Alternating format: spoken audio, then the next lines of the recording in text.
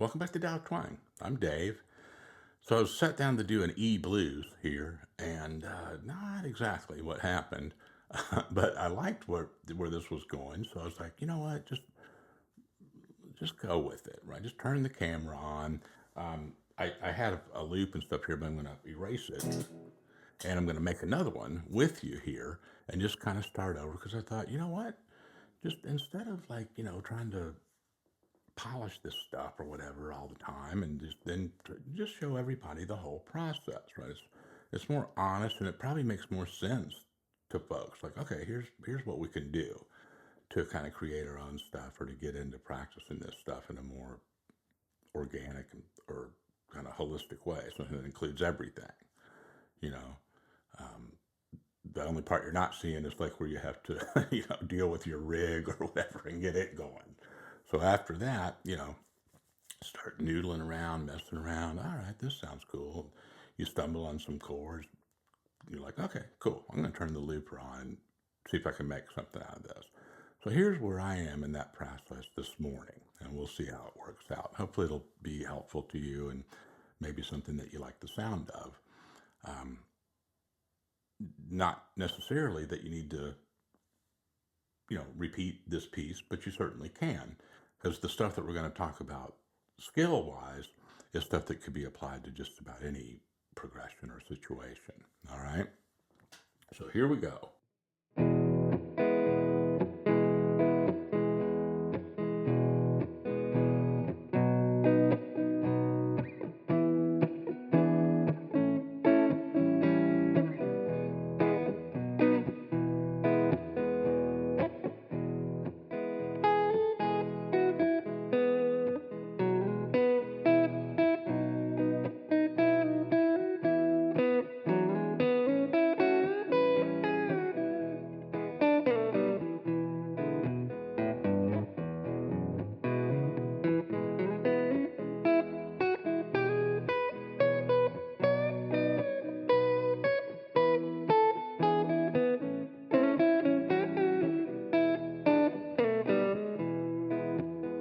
Okay. So it sounds like I'm, playing kind of carefully or whatever, and I am. I'm doing stuff that's like, I'm thinking, like, okay, here's the stuff we're going to want to look at, right?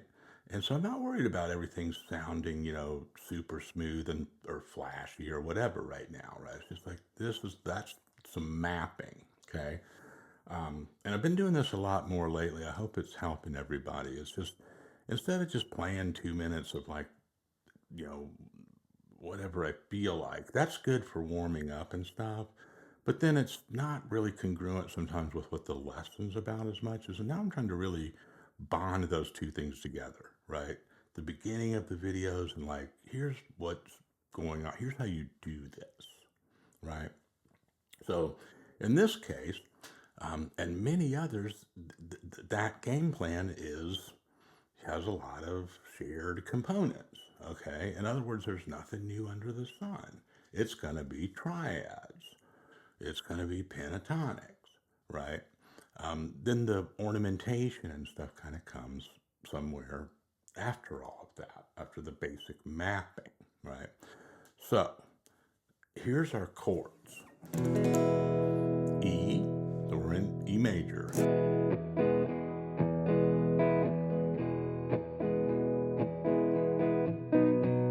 Go up to that 5, the B.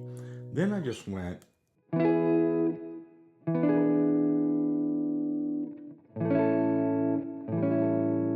so it's E and A, but each one in the middle of the measure it switches from a triad to a flat 7, a dominant 7 of those chords. Okay, so and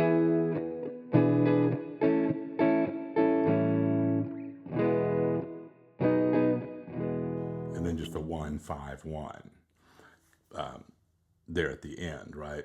It's kind of like a joy to the world kind of rhythm, or kind of a revival progression or something, right? And it's really, you know, to me, it just instantly gives you a sense of like melodies that just kind of come, you know, if not easily, they're just sort of they reveal themselves, pretty quickly and whatever. And for me, that, you know, e- rather than just say, oh, it'll come to you like magic. Well, one of the great questions that everybody's always asking is like, well, where do I start? Like after I'm into this, I kind of see what's going on sometimes, but a lot of times I'm just like, when I try to do my own thing, it's just like, it's just like getting started with it, right? Okay, so that's where roots, triads, you know, knowing where things are really matters. And keep it simple. Like at first, let's just start on E.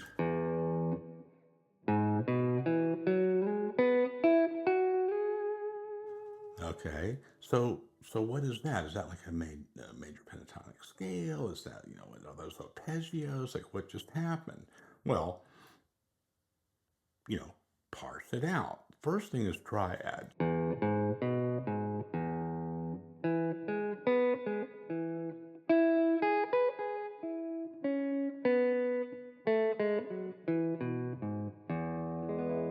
Okay, and start putting a few other little walking steps in there, and your ear knows. Like if they're not good walking steps, and with those notes, your ear vetoes them, like throws them out and until you find some that sound good, and then it lets those stay, and you build this thing one piece at a time. That's really important, right? You don't just sit down and like say, I'm just going to pull out this, I'm going to get on back on that one channel, I'm going to pull that tab up, and today's the day, man. I'm taking no prisoners. I'm just going to nail this sucker. It doesn't, that doesn't really work out, probably, but it doesn't for me. Maybe it's just because I don't know. Uh, Maybe it's like my, own kind of ADD thing. And I'm not using that term, as something to mock. And I, I, I do have, a diagnosable, condition of ADD. And a lot of people do. So I don't mean to make fun of that or make light of it, but I also have to live with it. Right? So that helps me to kind of like being aware of it or being sort of making humor out of it. It helps me to like cope with it because it's like, okay, you know I need to break things down, and I need a program, right, to get stuff done. Not just guitar. Ask my wife to get anything done. Right? You might not see all this just from my persona on YouTube or whatever. Not important, the personal stuff. But just like when it comes to guitar, you gotta tailor your self teaching to something that makes sense for you. What makes sense for me is breaking stuff down.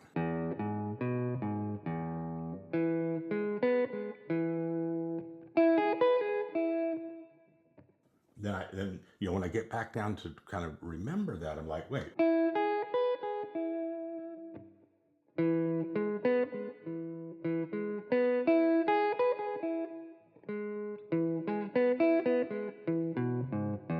Well, now all of a sudden, or after some work, I don't mean to say all of a sudden, but at some point, it starts to reveal that it's all woven together.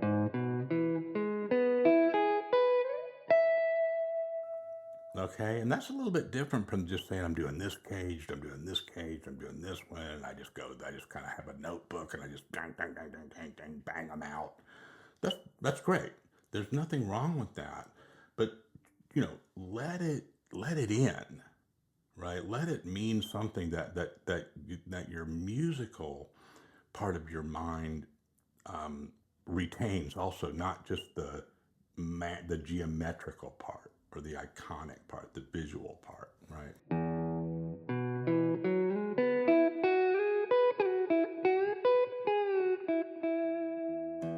Take your time.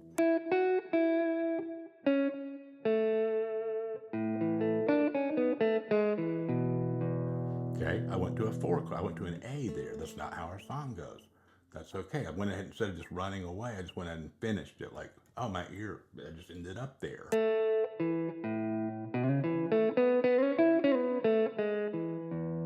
Right? There's a million other songs that do go from E to A. So we're not wasting our time by being patient, by stopping to work on that for a second.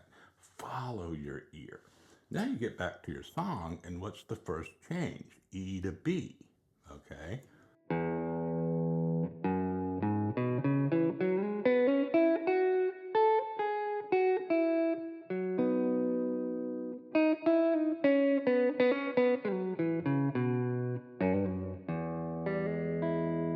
Not even going through the whole song yet. And I just take the E and the B and I try to make something out of that.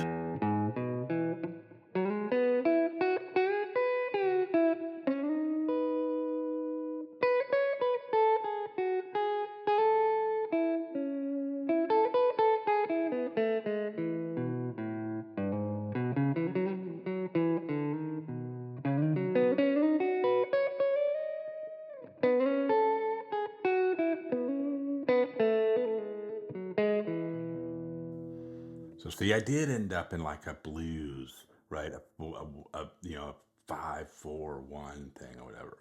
And you know, we're gonna get back to the song now, but see, let those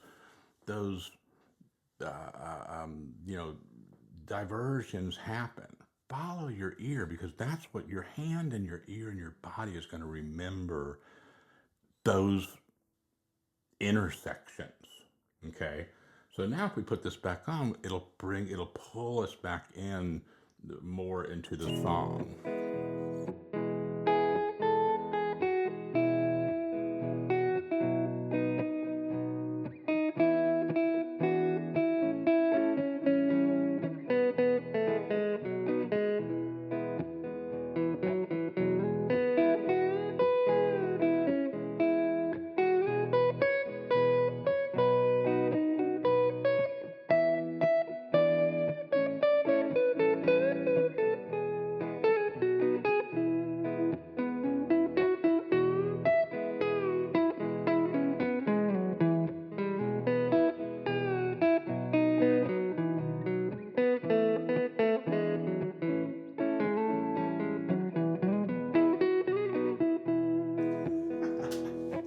And it'll get crazy, man. I mean, you're like, whoa, what, you know, I don't even know that chord shape, but I knew that my ear knew that there was a note going to that next one that was somewhere right around there where I was at. Go for it.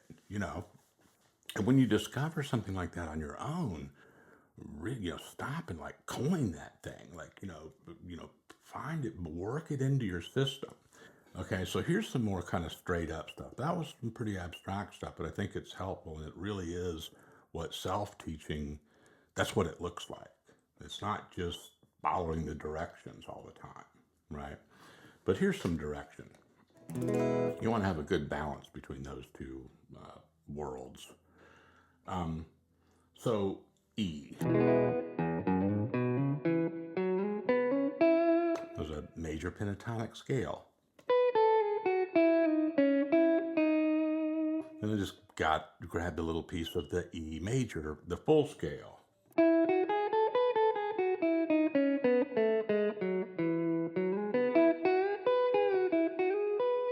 And here,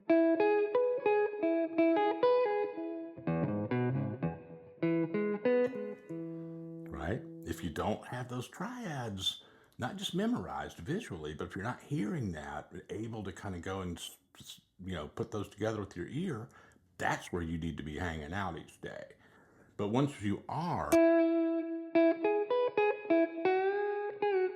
you can start looking at some of the licks, and it's really fun because they make sense. They're not just random things that you have to memorize and then try to remember it tomorrow. It's like, oh, no, that's a triad.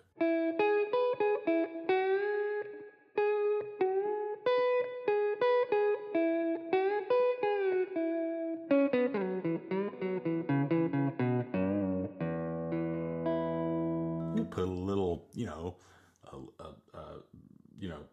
put few little bends and moves and stuff on your way up and down that scale in ways that just make sense to your ear, and then stuff starts happening, right?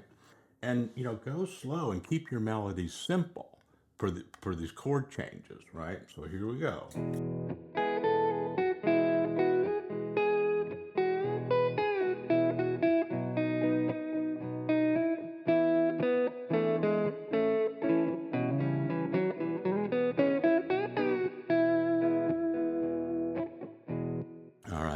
So hopefully you've got a loop going by now, or you've got a looper that you can, you know, put this together, um, kind of right on the fly here.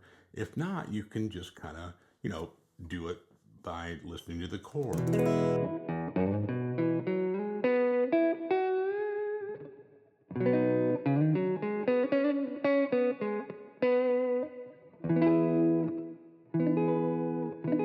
I'm trying to get that. A lot of times I use a different form of these, but I'm using this one so you can see that it's okay.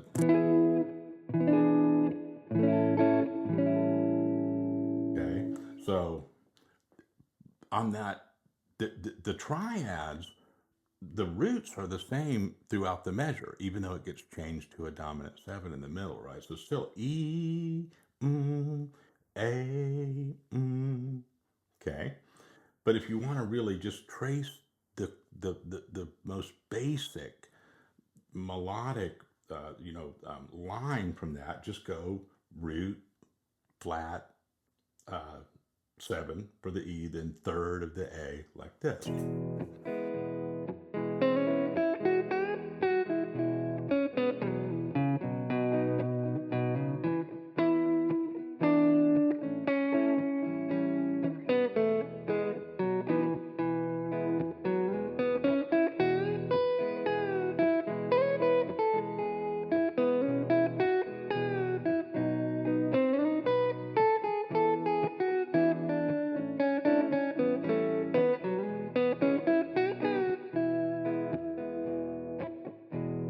That that may be all you need to think about there. Don't think I'm not going to play a triad like every note in every triad on every chord.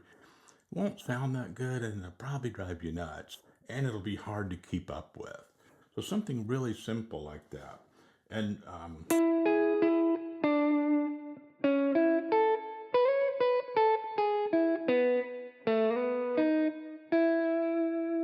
see, when you really listen to what you're playing, you'll find a way to make it add up, right? If you're just chasing stuff and just running around and kind of wiping out on this chord tone stuff, over and over, eventually you might, like the guy at the bar that just keeps picking a fight with the guy, the same guy over and over or whatever. Eventually, I mean, I don't know if that guy ever wins the fight or whatever. Um, with this, that will pay off too.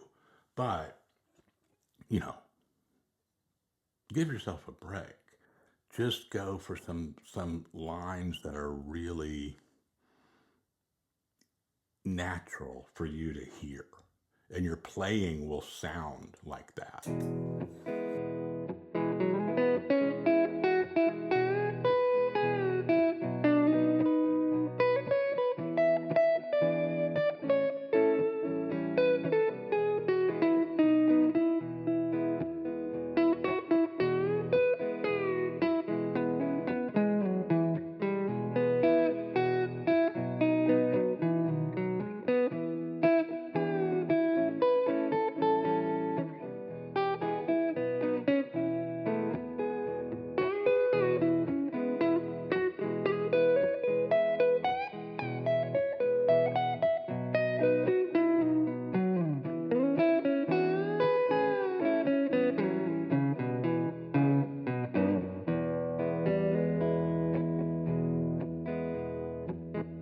Not bad. You see how that went from just this kind of stuff like, oh, okay, this, I need to play some smoking licks, man. I don't have time to, tiptoe around like that or whatever. But that is how you get there. Okay. And I think if any of us, the more we embrace that, it might not be, by the end of the day today that we're, doing all the things we want to do, but you're probably in some ways closer to it than if you just did. Man, my screensaver came on. Hopefully that didn't interrupt my camera and stuff. Usually I don't make it last this long. So, um, this lesson was a mixture of like kind of, practicing philosophy and like self-teaching, and then hopefully some good solid examples using this progression and stuff. Okay, I want to make sure that you have something you can really, you know, uh, sink your teeth into here. Let me know how this goes. Maybe if you come up with your own tune or something, let me know how that goes. Applying these same kinds of methods and thinking. All right? Take it easy now. Appreciate you. I'll see you next week.